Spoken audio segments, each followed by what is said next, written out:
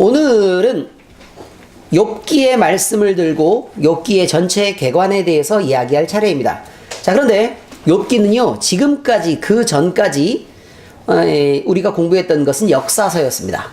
역사서인데 그 역사서를 잘 공부하면 순서대로 이렇게 쭉 진행을 하는 이스라엘의 역사를 알 수 있고, 그 다음에 그 역사 안쪽에 들어가는 선지자들이라든지 아니면 각종 지금 오늘 공부하는 시가서의 내용들이 어느 부분에 어떻게 들어가는지에 대해서 충분히 이해할 수 있습니다. 그러니까 앞쪽에 있는 설교는 우리 홈페이지에 들어가서 열심히 듣고 반복해 주시기 바랍니다. 그래야지만 물론 지금 15번 설교를 들으신 분도 있답니다.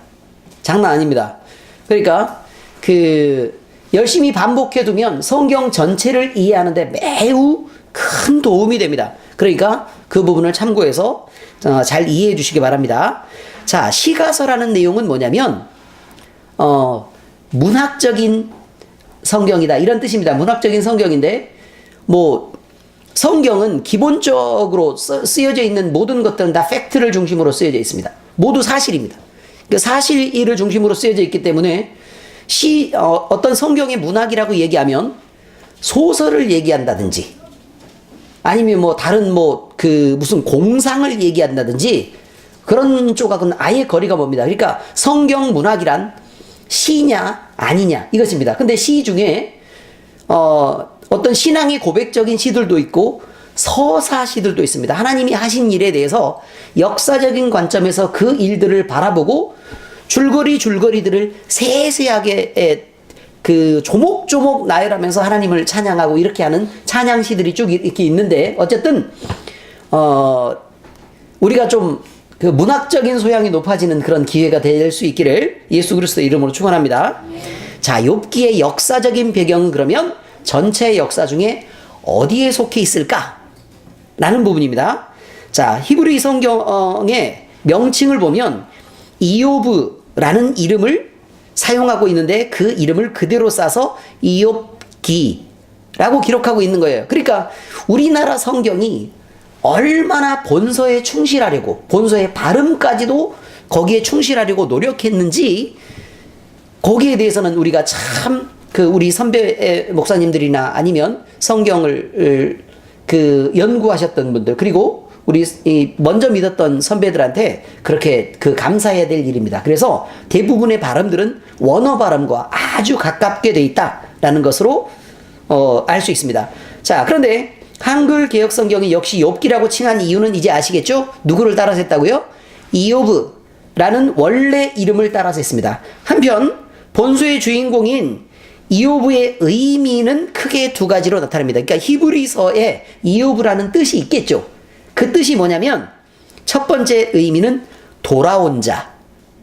다시 말해서 하나님께 회개하고 돌아온 자라는 의미도 되고, 그 다음에 무너졌다가 많이 실망해서 많이 낮아졌다가 하나님께 회복된 자라는 의미로 쓰이는 게 첫 번째 의미입니다. 둘째는 미움을 받는 자 또는 공박을 받는 자라는 뜻으로 쓰이는데, 욥이 처음에 잘 살았다가 여러 가지 친구들로부터 공격을 받습니다. 많은 공격을 받는데 그때 하나님은 잠잠하시고 욥은 도대체 이 상황을 설명할 방법이 없는데, 그렇게 욥이 무너지고 나니까 사람들이, 그 전에는 친구가 되었던 사람들은 잘 나갔을 때 친구니까 엄청 잘 나가는 사람들인 거예요. 기본적으로 잘 나가는 사람들입니다. 그런데 욥이 자기보다 동방에서 가장 뛰어난 사람이었으니까 자기는 그동안 조금 밀렸던 거죠. 욥의 눈치를 보고 있다가 순식간에 들고 일어나서 마치 잡아먹을 것처럼 덤벼들기 시작합니다. 그런데 너무너무 신기한 것은 이들 모두가 하나님에 대한 깊은 지식들을 갖고 있다는 사실입니다. 그래서 욥을 공격할 때 모두 다 성경 말씀으로 공격하고 있습니다. 정신 차려야 합니다. 그래서 우리가 이 욥기를 읽을 때 하나님의 말씀을 들고 누구를 권면하더라도 그것이 하나님의 뜻과 정확하게 일치하지 않으면 나중에 보시겠지만 하나님으로부터 반드시 혼이 나고, 그 다음에 거기서 돌이켜야 합니다. 성경 말씀이라고 아무 때나 다 맞는 것이 아니라 그 말입니다. 하물며 사탄도 우리를 공격할 때 하나님의 말씀을 들어서 공격한다는 사실을 잊으시면 안 됩니다. 어쨌든 이 부분은 고난당하고 있는 욥의 의미를 얘기하고 있습니다. 그러니까 결국 이욥이라는 뜻은 첫 번째는요, 하나님께 회개하고 돌이킨 자라는 의미가 있고, 그 다음에 고난당하는 욥의 공박받는 부분에 대한 고난을 더 설명하고 있는 내용이기도 하다. 이게 욥기에 대한 기본적인 이해입니다. 그러니까 이 욥기의 이름만 들어도 그렇구나, 욥이 어떤 의미로 지금 쓰여지고 있구나 라는 부분을 알 수 있습니다. 그런데 여기는 가장 중요한 하나님에 대한 이야기가 아직은 드러나지 않습니다. 자, 그런데 이제 그 다음에 욥에 대해서 이제 욥기가 사람들이 이제 그 전에 이제 역사를 쭉 이렇게 연구하는 성경학자들이 있었습니다. 그런데 욥기를 쭉 보니까 마치 지어낸 것 같은 거예요. 그러니까 사람들이 볼 때 이건 너무 갑자기 어마어마한 부자였다가 이렇게 갑자기 순식간에 망하고 이런 것들은 사실 그 하나님에 대한 어떤 신앙을 표시하기 위해 일부러 그렇게 지어낸 거 아니냐라는 의견이 굉장히 많았던, 성경 중에 아마 가장 이것이 지어낸 문학이다, 더군다나 시가서다 보니까 운율이 있습니다. 운율이 있으니까 마치 지어낸 것처럼 그렇게 주장했던 사람들의 무리들이 꽤 있습니다. 그런데 욥은 실제적인 인물입니다. 욥이 역사적인 실존했던 인물이라는 것은 에스겔서 14장 14절에서 20절 말씀에 증거하고 있습니다. 의로운 인간 모형으로 에스겔, 욥, 다니엘의 3명을 에스겔서에 거론하고 있습니다. 그 다음에 야고보서에서도 사실 이야기를 하고 있습니다. 야고보서 5장 11절에 보니까 성도의 인내를 교훈하기 위해 욥이 당한 고난을 제시했고, 그 고난당하는 성도는 욥의 인내를 깨달아서 끝까지 인내해야 한다. 그러면 하나님께서 정해진 승리를 주실 것이다 라는 부분을 권하고 있습니다. 자, 그 다음에 욥기에 등장하는 인물들의 실제적인 여러 가지 묘사를 통해서 욥의 실제적인 인물인 것을 알 수 있습니다. 욥이 등장하는 인물은 공식적인 명사가 아니라 실제적인 그때 살았던 사람들의 이름을 나타내고 있습니다. 이욥이라는 이름은 물론 고난을 당하는 자, 돌아온 자라는 의미로 쓰인다 그랬죠. 그 다음에 금의 하나님이라는 뜻으로 쓰이는 엘리바스, 논쟁의 아들이라는 의미의 빌닷, 거칠다라는 의미로 쓰이는 소발, 그리고 나의 하나님이라고 의미된 엘리후 등의 이름은 결코 상징적인 명사가 아니라 분명한 의미를 지니는 고유명사로서의 실제적인 이름입니다. 그 다음에 또 우스 땅이라는 지역이 있어요. 그 우스 땅은 욥의 거주지로 기록되고 있는데요, 에레미야가 4장 21절에 나타나는 대로 팔레스타인 동부에 실제로 위치한 땅이기도 하고, 창세기 10장 23절, 22장 21절, 36장 28절 등의 실제적인 지명이 됩니다. 욥은 중동 지방의 우스 땅인 팔레스타인 동쪽 에돔 근처에 위치한 지역에 실제로 살고 있었던 인물이고, 그때 당시에, 그러니까 주요 활동했던 시대는 족장 시대인데요. 그러니까 그때 그 아브라함 시대쯤 되는 그 족장 시대를 얘기하는 겁니다.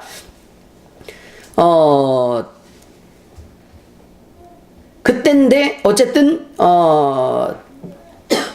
그 당시에는 사람들이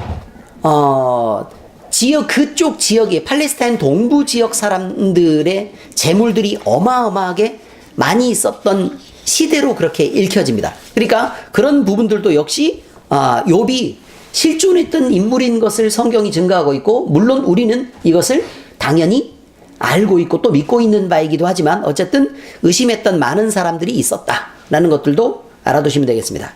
자, 이제부터는요, 내용의 요약으로 들어갑니다. 내용 요약입니다. 옛날에 족장시대의 어느 때 팔레스타인 동부의 우스 땅이라는 곳에 욥이라는 사람이 살고 있었습니다. 근데 그 사람은 성경에 표현하는 대로 온전하고 정직해서 하나님을 두렵고 떨림으로 사랑하고 악에서 떠난 자였다, 이렇게 성경이 표현하고 있습니다. 그런데 이렇게 하나님을 두렵고 떨림으로 사랑했던 욥에게는 아들이 7명이나 있었고 딸이 3명이 있었습니다. 물론 아내가 있었으니까 이런 일이 벌어졌습니다.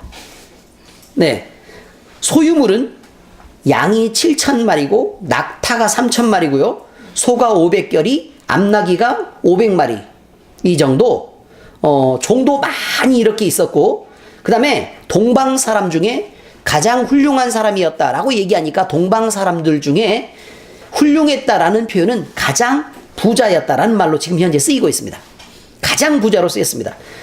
그들이 이제 생일이 되고 그러면 막 잔치를 막 이렇게 여는 거예요. 잔치를 한참 열고 나면 잔치를 끝내게 되죠. 그러면 자식들을 불러다가 그들의 각각의 이름대로 하나님 앞에 번제를 드렸습니다.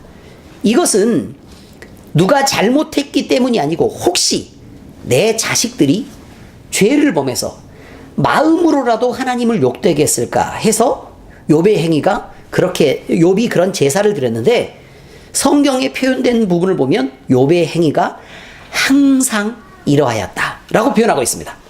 얼마나 두렵고 떨림으로, 혹시나 자기도 모르게 아이들이 죄를 지었을까봐, 그러니까 자기뿐만 아니라 아이들까지도 그렇게 챙겨서 가장으로서 자기 해야 될 책무를 다하고 있었습니다.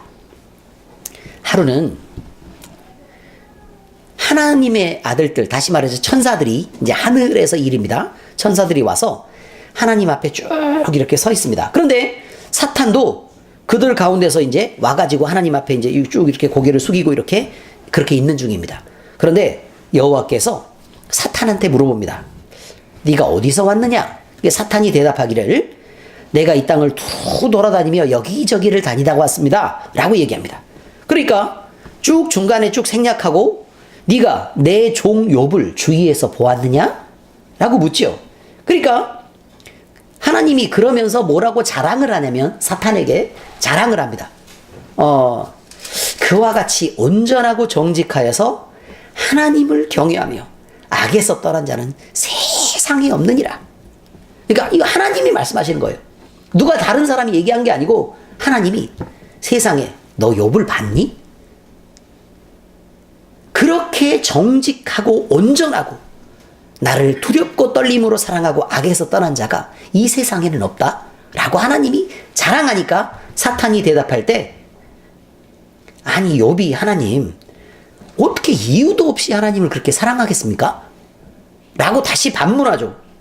그래서 그리고 사탄이 얘기할 때 하나님께서 그의 집과 소유물을 감싸서 자꾸 보호하시고 복을 자꾸 더해 주시니까, 그러니까 욥이 하나님을 사랑하겠죠 라고 얘기를 하죠. 그래서 만약에 하나님이 욥의 소유를 다 쳐버리고 그 다음에 하나님이 감싸는 보호하는 손길을 다 열어버리면, 그러면 하나님을 향해서 욕할지 누가 압니까? 그러니까 여호와께서 사탄에게 이르되, 야 말도 안 되는 소리 하지도 마라. 내가 그의 소유물을 다 네 손에 한번 맡겨볼게. 너 알아서 한번 해봐라. 그러니까 자신이 있는 거예요. 하나님도 욥에 대해서 자신이 있는 거란 말이죠. 다만 그의 몸에는 손대지 마라. 욥 다치게 하면 안 된다. 사탄이 여호와 앞에서 이렇게 해서 물러가서 욥을 향해 갑니다. 그리고 나서 보니까요, 욥이 자녀와 재산을 몽땅 잃어갑니다. 욥의 자녀들이 맏아들 집에서 음식을 먹으면서 포도주를 마시고 촥 이렇게 쭉 쉬고 있습니다. 아주 여유가 있죠. 그런데 갑자기 어떤 종 하나가 오더니 소가 밭 갈고 낙인 그 곁에 풀을 먹는데 갑자기 어떤 도적대들이 나타나서, 물론 스바 사람이라고 표현됩니다. 아니 칼로 종들을 다 죽이고 그 다음에 소유물을 다 빼앗고 난리 났는데 나만 간신히 피해서 왔습니다 라고 얘기를 하는 거예요. 그러고 있는데 말이 끝나기도 전에 또 사람이 와가지고 하늘에서 하나님의 불이 떨어져서 양과 종들을 다 태워버렸습니다. 그리고 나만 간신히 살아서 왔습니다 라고 또 얘기를 하는 거예요. 그리고 말이 끝나기도 전에 또 한 사람이 또 와서 갈대아 사람들이 새 무리를 지어서 갑자기 낙타에게 달려들더니 그것들을 다 빼앗고 칼로 종들을 죽였고 나만 간신히 죽음을 면하고 살아서 여기까지 왔습니다. 또 말하는 동안에 한 사람이 왔는데 자녀들이 큰아들의 집에서 음식을 먹으면서 포도주를 마시고 있는데, 아니 큰 태풍이 한번 불어가지고 회오리가 치더니 집 네 모퉁이가 갑자기 무너져서 다 죽고 나만 혼자 피해서 왔습니다. 이렇게 됐죠. 그러니까 보세요. 가진 소유는 도적대의 공격을 받고 다 뺏기고 하늘에서 불이 나와서 양은 다 태우고 자식들 있는 것들도 한꺼번에 하필 모여 있는데 그것도 자연재해를 인해서 갑자기 이렇게 죽으니까 하나님이 치신 거라고밖에 생각할 수 없는 그런 입장으로 지금 바뀌고 있는 중입니다. 그런데 욥이 마음에 큰 슬픔이 있었습니다. 여러분도 자녀를 키워봐서 아시지만 자식 하나가 조금 기스가 나고 다치기만 해도 마음이 무너질 지경이고, 아니 나는 괜찮다는데 엄마는 난리가 나서 그렇게 하고 있는데, 엄마의 마음을 들고 생각을 한번 해보시라 그 말이에요. 애가 마음 하나만 아파서 흔들려도 내가 잠이 안 오고 마음이 흔들리는데, 그런데 몽땅 다 죽었답니다. 큰아이를 보내고 둘째가 아무 의미도 없이 우리 찬이가 그냥 누워서 1년 반을 잠만 자는데 정말 세상이 무너진 것 같더라고요.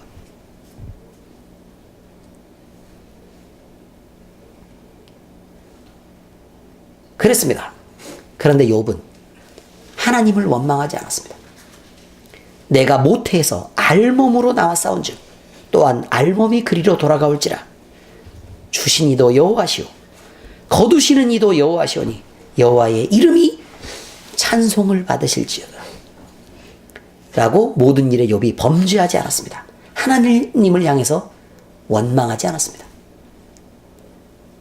그러자 사탄은 다시 욥을 시험하기 시작합니다. 하루는 하나님 앞에 또 갔습니다. 하나님의 아들들이 와서 여호와 앞에 서고 사탄도 그들 앞에 서서 하나님 앞에 서 있습니다. 이제 하나님이 하실 말이 있습니다. 여호와께서 사탄에게 이르시되 네가 어디서 왔느냐? 그러니까 사탄이 여호와께 대답합니다. 땅을 두루 돌아 여기저기 다녔습니다. 그러니까 사탄에게 묻죠. 네가 내 종 욥을 주의하여 보았느냐? 느낌이 전혀 다르죠. 첫 번째 있었을 때와 두 번째 있었을 때 그 당당함은 분명히 다릅니다. 하나님이 말씀하실 때 다릅니다. 주의하여 보았느냐?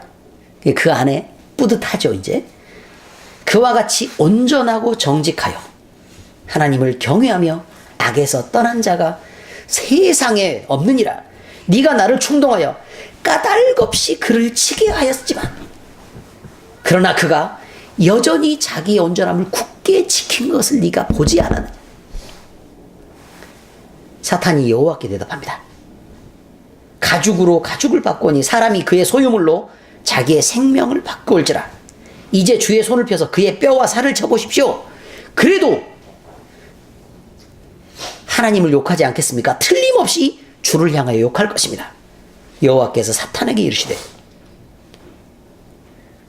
내가 그를 네 손에 맡긴다. 다만 그 생명은 해하지 마라. 라고 얘기를 합니다. 사탄이 발바닥에서 정수리까지, 그래서 욥에게 종기가 나게 했습니다. 욥이 너무너무 슬프고 힘든 나머지 재 가운데 앉아서 빡빡 긁고 있습니다. 긁어도 간지럽고 진물이 나고 허물고 상태가 얼마나 심했든지 그 옆에 있었던 아내가 자기 편을 들어줘야 되는데 아내가 이르되 당신이 그래도 자기의 온전함을 당신만 잘났냐? 하나님 앞에서 뭐 미쳤다고 그렇게 너만 잘났다고 하고 너만 바르다고 얘기하냐? 차라리 하나님을 욕하고 죽어버려라 라고 얘기했지만 뒤져라 이렇게 얘기한 거 아닙니까? 지금 아내들을 주의하셔야 합니다. 그러나 이 모든 일에 욥은 입술로 범죄하지 않았습니다. 자, 그런데 친구들이 옵니다. 위로하러 옵니다. 위로하러. 기가 막힙니다. 그때 욥의 친구 세 사람이 욥에게 이 모든 재앙이 내렸다함을 듣고 각각 자기 지역으로부터 이르렀다 라고 얘기하는데, 대만 사람 엘리바스와 수아 사람 빌닷과 나아마 사람 소발이 왔습니다. 그들이 욥을 위문하고 위로하려고 하여 서로 약속하고 왔습니다. 그런데 눈을 들어서 멀리서 딱 봐도 그 짓골을 면하지 못하고 있고, 세상에 욥이 적골이 되었느냐? 그가 욥인 줄 알기도 어렵게 되었으므로 그들이 일제히 소리를 지르고 울며 불며 각자 자기의 겉옷을 찢고 하늘을 향해 티끌을 날려 머리에 뿌리고 밤낮 7일 동안 그와 함께 옆에 앉아 있었습니다. 그러나 욥에게 단 한마디도 건넬 수가 없었습니다. 그런데 욥이 입을 떼기 시작합니다. 욥이 자기의 생일을 저주합니다. 내가 도대체 왜 이렇게 태어났을까? 내가 지금 왜 이렇게 태어났을까?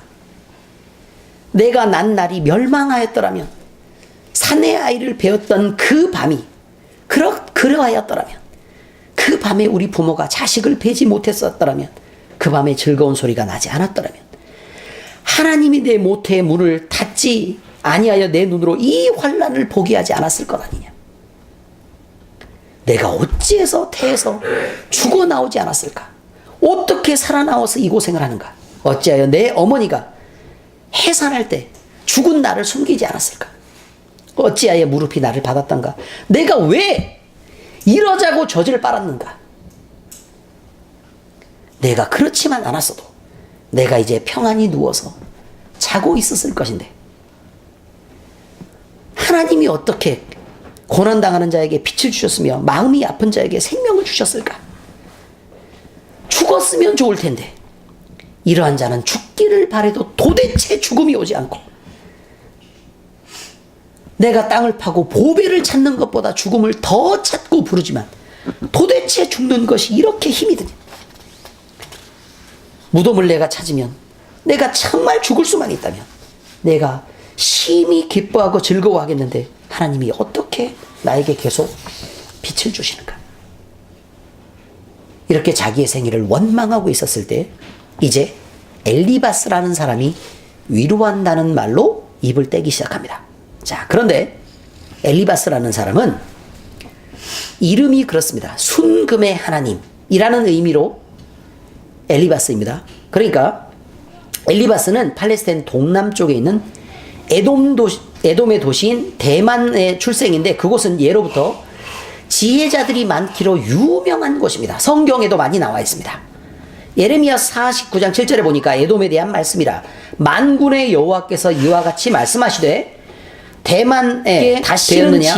명철한 자에게 책략이 끊어졌느냐? 그들의 지혜가 없어졌느냐? 라고 되묻고 있습니다. 그러니까 다시 에돔 지역은 지혜롭고 명철한 자가 많았고 지혜가 풍부했던 지역이다 라고 하나님이 성경에 인정하고 있는 부분입니다.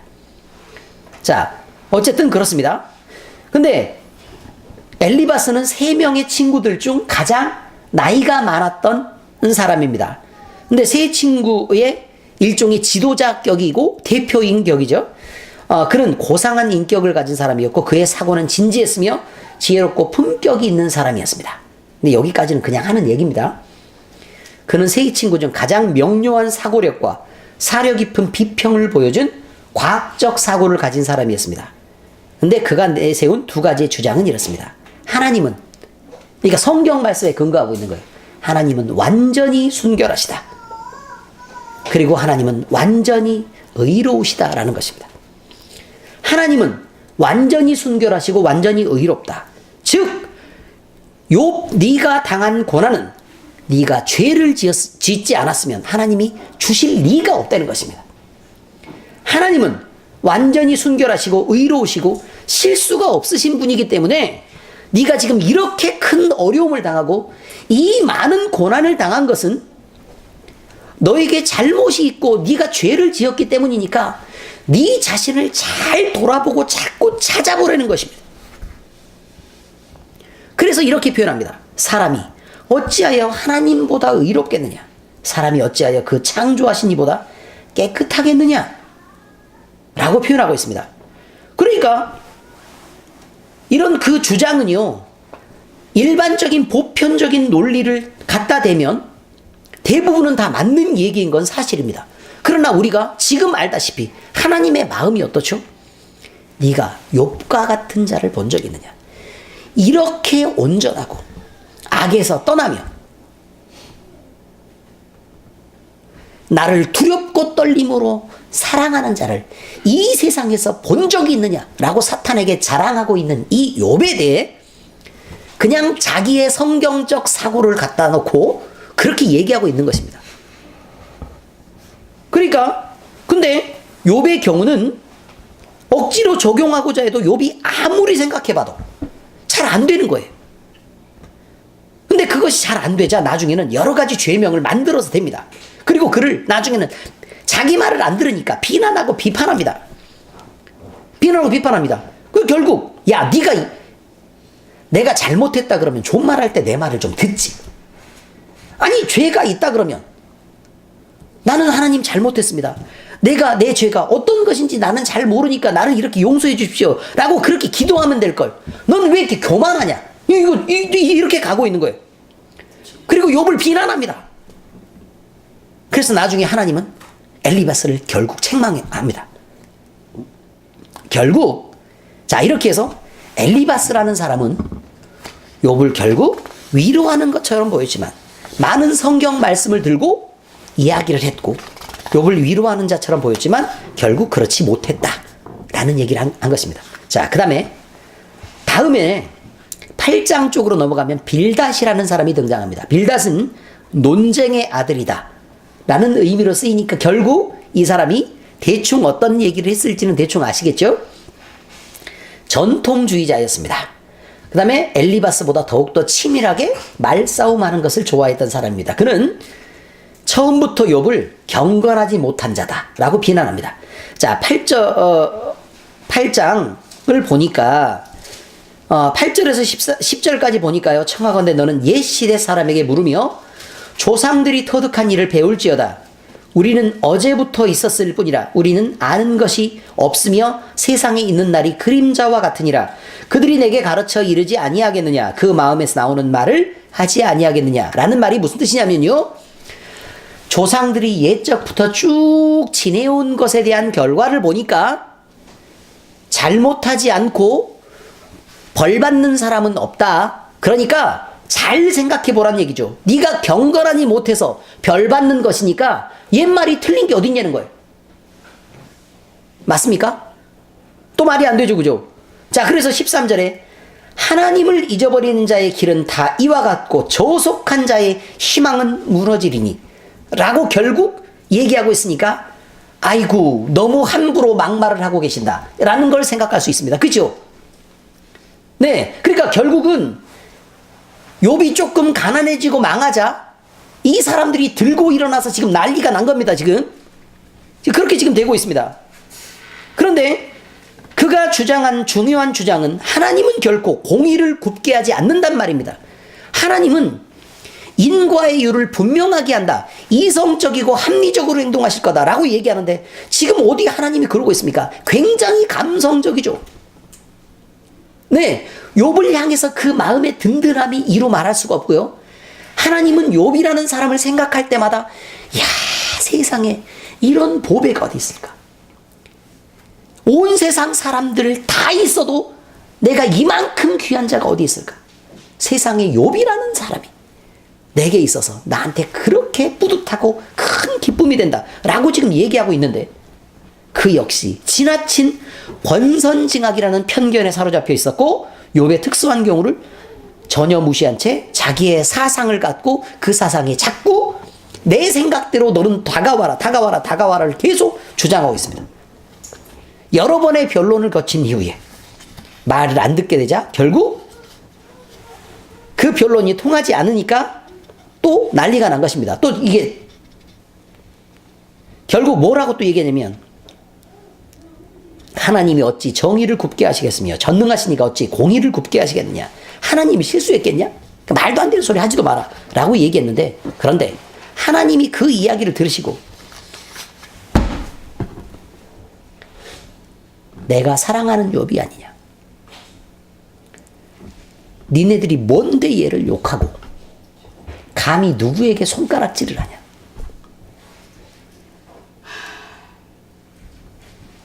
욥이 누구냐 라고 얘기를 하고 있습니다. 뒤편에 가보면 그렇게 씁니다. 다음에 소발이라는 사람이 있습니다. 거칠다 라는 뜻을 갖고 있습니다. 이 소발은 아라비아 북방으로 추측되는 남아 사람이었습니다. 무뚝뚝한 독선자였고 도덕주의자였습니다. 그러니까 지금 쭉 보니까 다 옳은 사람들이죠. 그죠? 자기 나름대로 옳고 고집이 되게 센 사람들이다 그 말입니다. 하나님은 악한 일을 아시고 보시는 분이라 라는 사상에 사로잡혀 있었습니다. 그러니까 죄를 범했든 안 했든 간에 결국 악하고 선한 일에 대한 구분이 있어서 하나님은 악한 일을 용서하는 사람이 아니다 라고 얘기하고 있습니다. 자, 하나님은 11장 11절에 하나님은 허망한 사람을 아시나니 악한 일은 상관하지 않으시는 듯 하나 다 보시느니라 이렇게 얘기합니다. 자, 그런데 욥의 자랑을 비난하는 것으로부터 시작됩니다.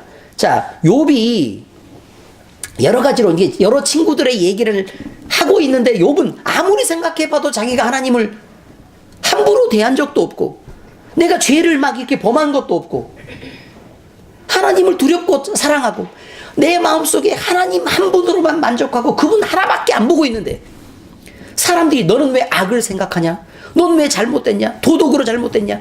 별의별 얘기를 다 하는 것입니다. 그러니까 욥이 내가 그런 적이 없다니까 라고 얘기를 하니까 소발이라는 사람이 도대체 너는 왜 그렇게 고집불통이냐? 라고 말하기 시작합니다. 너는 왜 그렇게 말이 많냐? 말이 많으니 어찌 대답이 없으랴? 말이 많은 사람이 어찌 의롭다함을 얻겠느냐? 내 자랑하는 말이 어떻게 사람으로 잠잠하게 하겠으며 이게 자랑하고 있다 그 말이에요. 너 의로움을 왜 이렇게 자랑하냐? 나는 잘못한 게 없다 라고 얘기했는데 너 왜 이렇게 너를 자랑하냐? 라고 지금 얘기하고 있는 것입니다. 잠잠하게 했으면 내가 비웃으면 어찌 너를 부끄럽게 할 사람이 있겠느냐? 네 말에 의하면 내 돈은 정결하고 나는 주께서 보시기에 깨끗하다고 말하는구나. 하나님은 말씀을 내시며 너를 향하여 입을 여시고 지혜의 오묘함으로 내게 보이시기를 원하노니 이는 그의 지식이 광대하심이라. 하나님께서 너로 하여금 너의 죄를 잊게 하여 주셨음을 알아야 한다. 이렇게 말하고 있습니다. 너는 분명히 죄가 있는데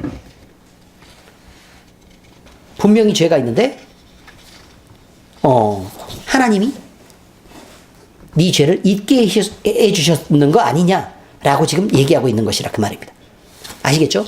그러니까 하나님이 또 나중에 보시면 아시겠지만 너는 내가 욥을 얼마나 아끼고 사랑하는지 욥이 얼마나 바른지 너네가 몰라서 그런 짓을 하는데 나는 그 일을 가만히 지나가지 않겠다 라고 얘기합니다.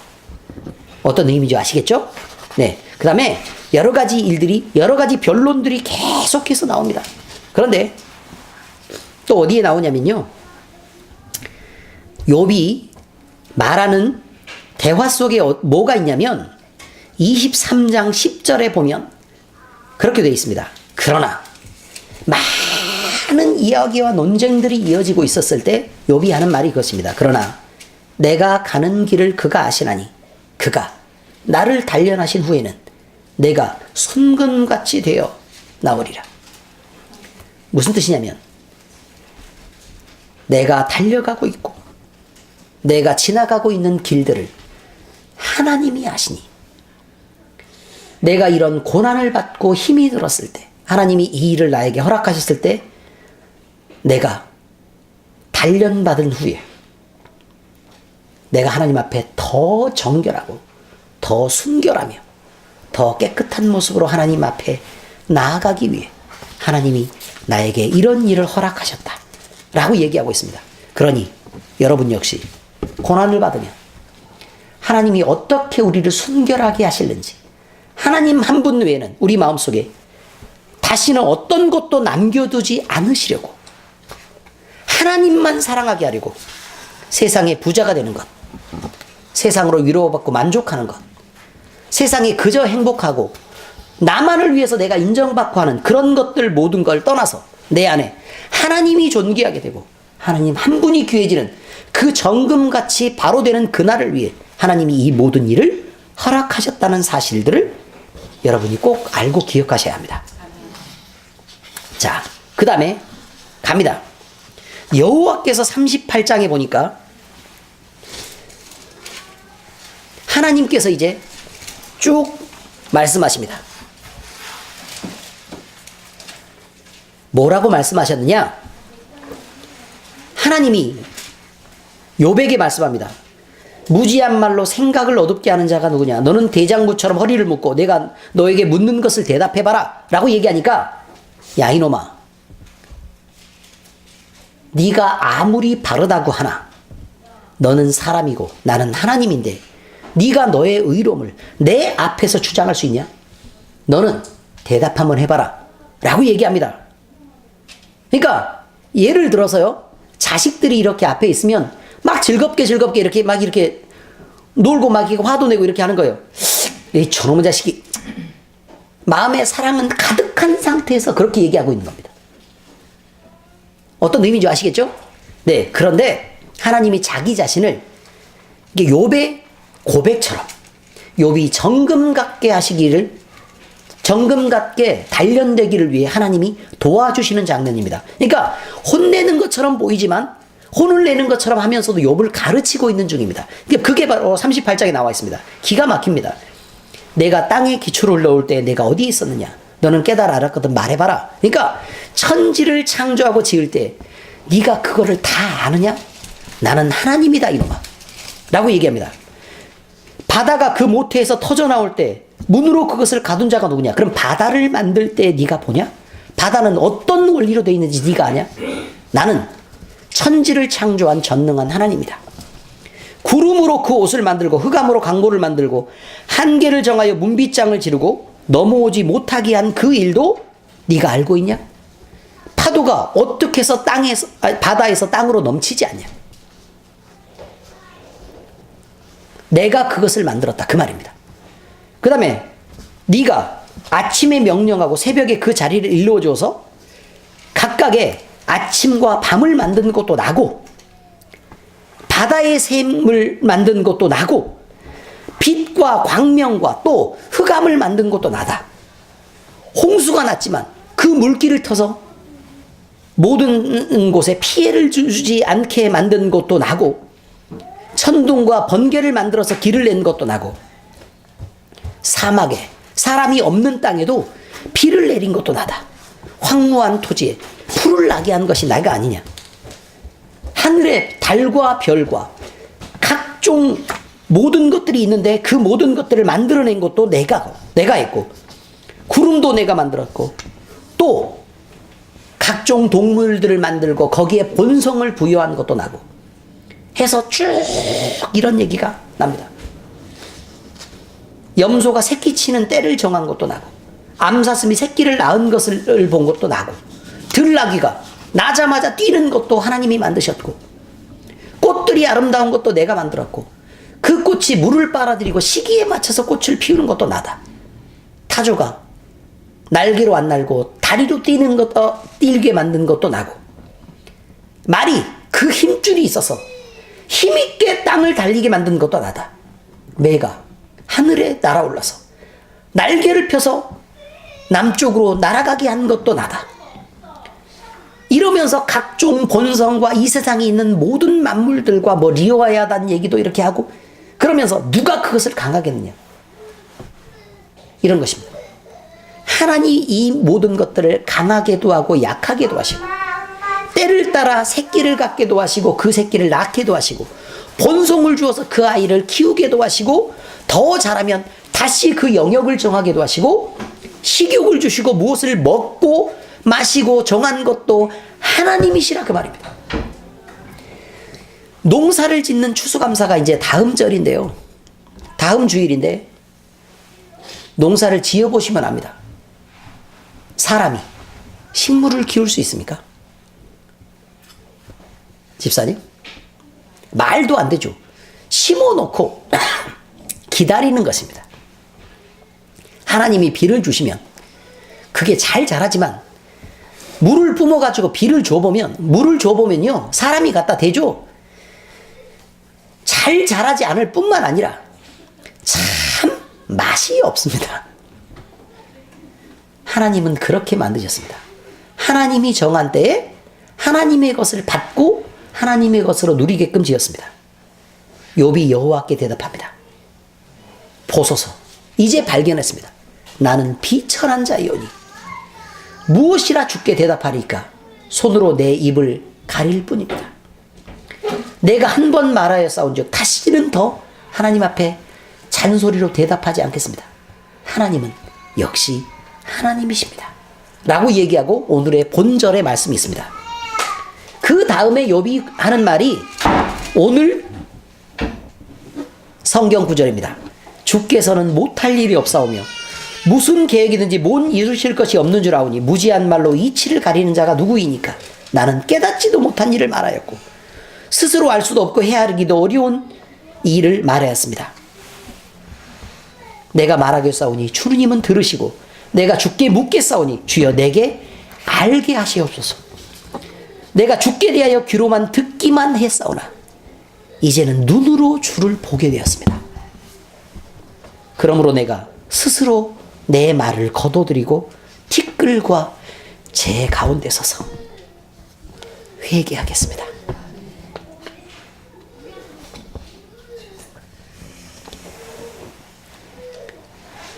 욥의 회개를 듣고 여호와께서 욥에게 말씀하신 후에 엘리바스나 두 친구에게 진노했습니다. 이는 너희가 나를 가리켜 말한 것이 내 종 욥의 말같이 옳지 못했다. 그러니까 욥의 말은 옳았지만 네 말은 틀렸다, 이 말입니다. 그런즉 너희는 숫소 7과 수양 7을 가지고 내 종 욥에게 가서 너희를 위하여 번제를 드려라. 내 종 욥이 너희를 위하여 기도할 것인즉 내가 그를 기뻐 받으리니. 누구를 기뻐 받으신다고요? 욥을 기뻐 받으리니. 너희가 우매한 만큼 너희에게 갚지 아니하리라. 이는 너희가 나를 가리켜 말한 것이 내 종 욥의 말같이 옳지 못함이었다. 그래서 이 사람이 가서 여호와께 자기들이 명령하신 대로 행해서 여호와께서 욥을 기쁘게 받으셨더라 라고 되어 있습니다. 여러분이 누구입니까? 자기의 신분은 알고나 계십니까? 내가 도대체 누구인지, 하나님이 나를 어떻게 받으시는지 알고는 계시냐, 그 말입니다.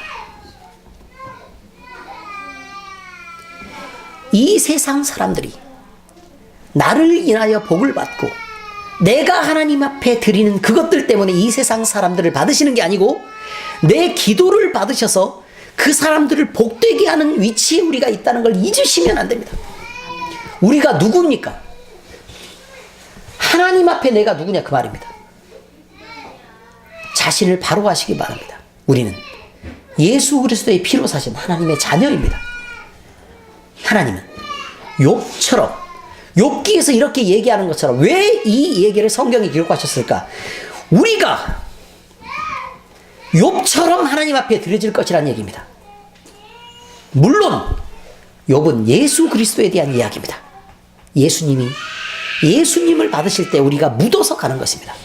그러나 그것으로 끝이 아닙니다. 우리가 우리를 드릴 때 우리에게 묻어있던 사람들이 우리와 함께 드려지는 것입니다. 우리는 그런 신분을 갖고 있습니다. 욥기에는 의인의 삶에 고난이 임하는 이유가 무엇인가라고 질문합니다. 이 세 친구의 논쟁을 통해 고난받는 의인도 고난받을 수 있다. 그러나 버려진 자가 아니다. 하나님이 이 사람들을 정금같이 귀하게 하시고 반드시 욥이 나중에 회복시키는 것처럼 어마어마한 회복을 우리에게 주실 것입니다. 그리고 여러분들이 성경 말씀을 알고 있다고 하나 함부로 누구에게 충고하거나 함부로 누구에게 입을 열지 마시기를 예수 그리스도의 이름으로 부탁드립니다. 이것은 여러분이 성경 말씀을 들고 있다고 하더라도 하나님이 그 사람 보시기에는 하나님의 생각이 있는 것입니다. 우리가 오름을 보면 볼수록 더욱더 우리의 입을 조심하시기 바랍니다. 그것이 예수 믿는 것에 대한 힘이고 능력입니다. 욥의 삶을 통해 우리 역시 하나님 앞에 사랑받은 자라는 당당함을 갖고 살아갈 수 있기를 살아계신 우리 주 예수 그리스도의 이름으로 축원드립니다. 기도하시겠습니다. 하나님 아버지, 오늘 우리에게 하나님의 하나님 되심을 이해할 말씀을 주시니 감사를 드립니다. 욥이 당한 고난을 통해 우리의 삶에 주어지는 연단이 우리의 믿음을 순결하게 하는 것을 발견하게 되었습니다. 지금까지 세상과 섞여 살며 하나님을 세상과 겸해 섬기던 우리가 주어지는 훈련과 고난을 통해 하나님을 온전히 하나님으로 알고 섬기는 우리 되게 하시옵소서. 그래서 우리도 정금같이 순결한 하나님을 향한 믿음을 갖게 하시고 고난 중에서라도 하나님을 찾고 신뢰하며 어떠한 어려움 속에서라도 하나님의 백성, 하나님의 자녀됨을 잊지 않는 우리 되게 하시옵소서. 홀로 살아계신 하나님, 우리에게 하나님을 나타내시옵소서. 하나님을 보이시옵소서. 살아계시고 능력 가운데 사랑으로 역사하시는 거룩한 이름 예수 그리스도의 이름으로 기도합니다. 아멘.